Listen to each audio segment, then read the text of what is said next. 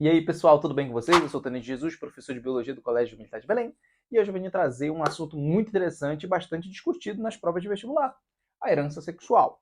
Se tu acha isso um bicho de sete cabeças, te acalma. Jesus está aqui e vai te ajudar. Vem comigo. Olha só.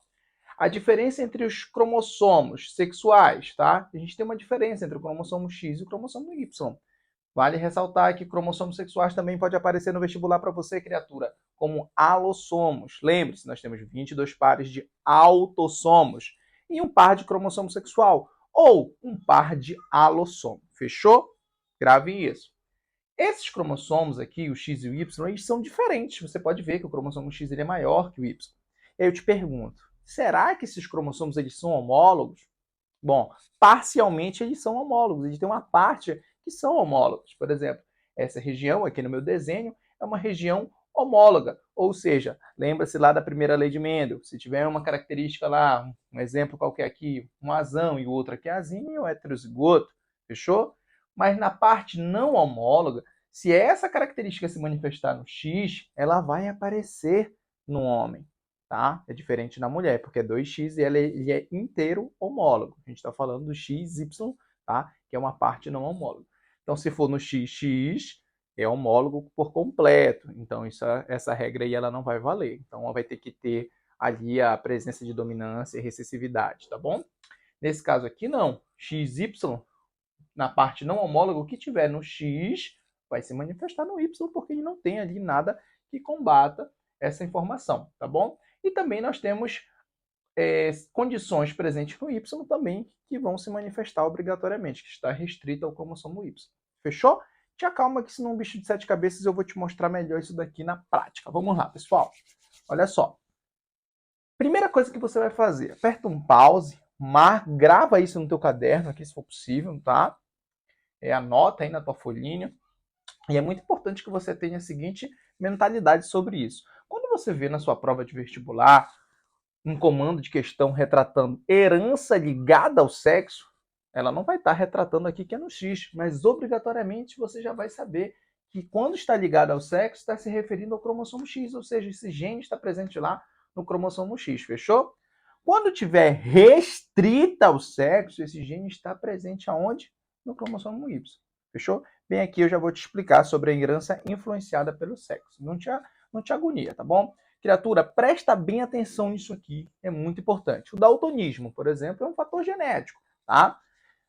O que acontece com o daltonismo? A pessoa que possui o daltonismo, ela tem dificuldade da percepção de cores primárias que acabam interferindo na percepção de outras tonalidades de cores. Isso é um gene recessivo que está ligado ao sexo, ou seja, ele faz parte da área não homóloga do cromossomo X. E olha só como funciona a condicionante dos genes na mulher e no homem. Na mulher, você tem XDzão, esse D representa o gene do daltonismo. Isso aqui é um homozigoto dominante. Essa mulher, ela não está afetada, ela é normal, ela é típica, tá? Essa mulher pode ser XDzão, XDzinho, ou seja, heterozigoto, ela possui o genezinho lá, né? Ela possui o alelo, desculpa, para a característica do daltonismo, mas não se manifesta nela. E também, agora, quando ela encontra o outro X com esse Dzinho, ou seja, com esse mesmo alelo, esses genes que estão se encontrando aí, ele vai dar a essa mulher o daltonismo. Perceba que, nesse caso, a gente tem os cromossomos homólogos por inteiro, porque eu estou tratando do X e do X, então eles são homólogos por completo. Quando essa condicionante relata um homem, que é XY, essa situação já muda um pouco. O homem típico, olha só para cá, presta bem atenção. XDzão Y. Percebam que no Y não tem esse alelo para o daltonismo. Então, esse homem aqui já é típico, ele não tem nada, ele não vai ser homozigoto, ele não vai ser heterozigoto, não vai ter nada porque ele não tem. Tá? Ele já carrega esse alelo e já manifesta ali a ausência, no caso dessa situação, do daltonismo. Já o XDzinho já manifesta-se diretamente no homem, porque ele não tem um outro alelo para disputar. Então acaba que esse rapaz aqui já vai ser daltônico. Então a incidência do daltonismo no homem ela é muito maior, porque para uma mulher ser daltônica, ela tem que ter a mamãe portadora do alelo, ou ela mesma daltônica, o papai daltônico, para que ela possa nascer, né, com essa condicionante. Já o homem, não. Basta a mamãe ter um gene, tá? Basta a mamãe ter um gene para o daltonismo e ele passar para o próximo, para o filho, no caso, né? Então ele passa, se a mamãezinha que tiver, mesmo que ela seja heterozigoto, basta ela passar esse gene para o filho e acabou. Esse rapaz já vai ser daltônico, porque ele não tem ali uma interferência do Y. Já a menina tem que ter os dois genes e isso se torna mais difícil. Isso acontece também com a hemofilia. A mesma situação aqui, para quem não sabe o que é hemofilia, aconselho a pesquisar no Google aí, dar uma olhadinha, mas é uma condicionante com a parte de hemorragias, uma dificuldade de cicatrização. É a mesma condicionante. Nas mulheres, também é uma herança ligada ao sexo. Nas mulheres, ela só vai se aparecer aqui também, nessa mesma situação, um gene recessivo. E no homem, basta ver um gene da hemofilia também para um homem ser hemofílico. Tá? Então, a mesma situação. Para a mulher é mais difícil, porque ela tem que ser filha de um homem hemofílico, tá? E a mãe tem que ser hemofílica ou portadora desse gene. É a mesma situação aqui. Para a mulher ser daltônica, ela precisa ser filha de um homem daltônico e uma mulher que seja daltônica ou tenha o gene para o daltonismo. Já o menino, não.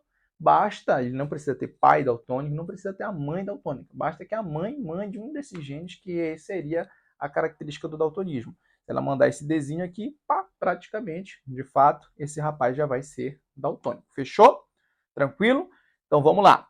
A herança restrita ao sexo. Nesse caso aqui, a gente tem uma herança que ela está presa no cromossomo Y, ou seja, ela não vai ter ali uma incidência em mulheres. Né? A gente tem um caso aqui da hipertricose. Para quem não sabe, é aqueles cabelinhos que dão na orelha, eles dão em grande quantidade, na verdade, não é cabelinho, é cabelão. Inclusive, existe aí até disputas, né, de recorde para ver quem tem um cabelo maior na orelha. O pessoal gosta disso e tudo mais. Isso é muito mais comum na parte da Índia e tal, tá? Essa situação acontece no cromossomo Y. Então imagina o seguinte, um homem que tem a hipertricose, caso ele case com uma mulher e tenha só filhas mulheres, acabou. Essa condicionante não vai ser passada para suas filhas. Entretanto, toda vez que esse homem tiver um filho, vai ser passado obrigatoriamente para esse filho. E se esse filho tiver outro filho, também vai ser passada para outro filho.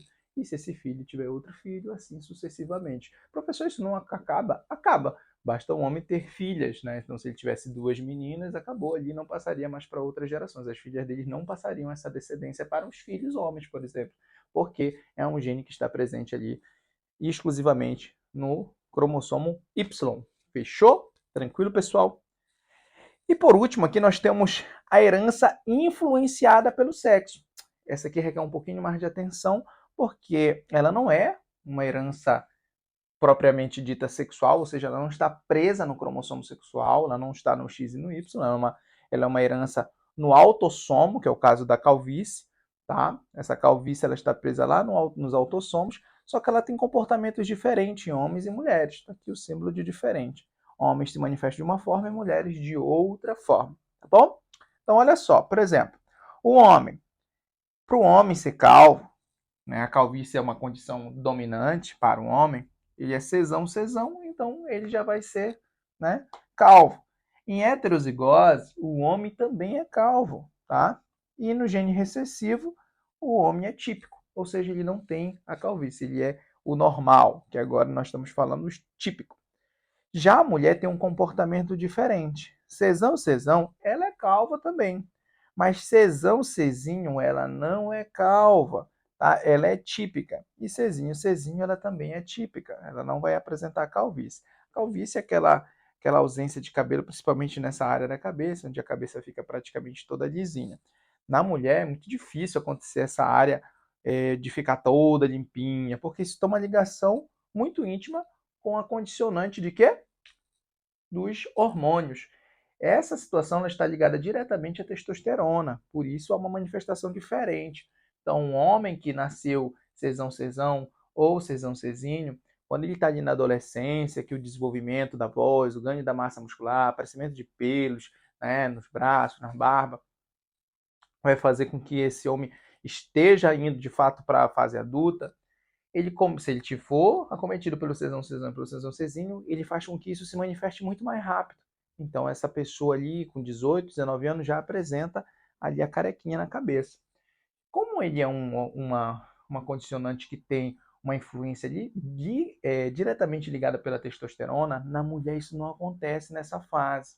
Isso vai acontecer na mulher, se ela for ligada aqui ao cesão, somente ali na menopausa, quando os hormônios, o estrógeno e a progesterona dão uma acalmada, e o andrógeno ele se manifesta um pouquinho mais. E a mulher nem fica também muito sem o cabelo, ela fica com áreas com um pouquinho mais de distanciamento entre os fios, tá bom? Então, isso é muito importante que você tenha essa percepção, pessoal, dessa condicionante, que no homem, né, em heterozigose, ele é calvo, e na mulher, em heterozigose, não, ela é típica. Então, muda, fica diferente entre eles.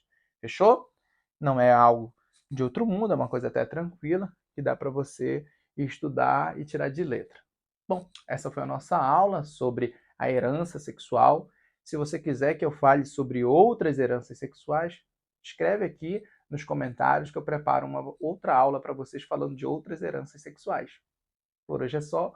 Agradeço a presença de todos. Fica com Deus, criatura. Até mais. Valeu!